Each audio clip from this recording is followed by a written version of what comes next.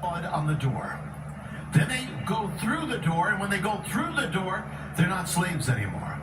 They go out of Egypt. When they go out of Egypt, they have to go through the Red Sea.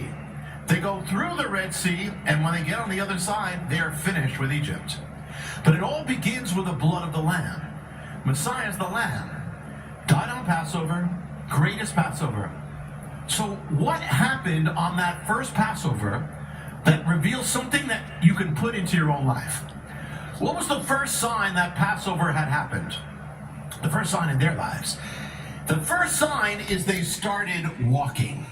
They started moving.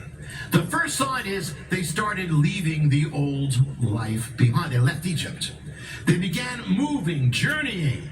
What is the power of the Lamb? It is to be saved, but it's to make you new, it's to make you forgiven, cleanse you, but it's also the power to get you moving.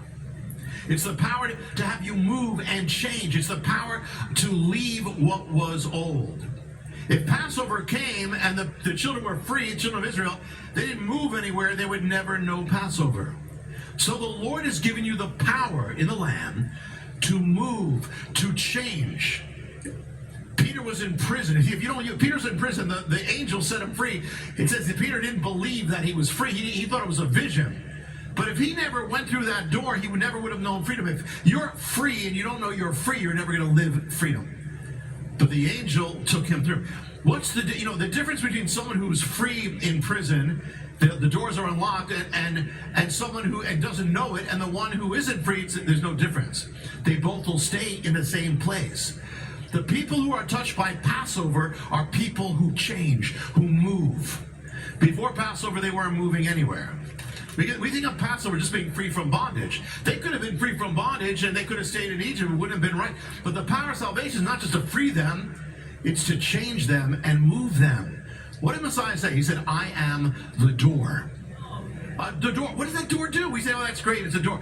What does it mean? A door allows you to move through something that you could not move through before. Without a door, what do you have? A wall. And a wall stops you from moving, but a door allows you to go through the wall. In other words, where it was impossible, now it's possible. Messiah is the door.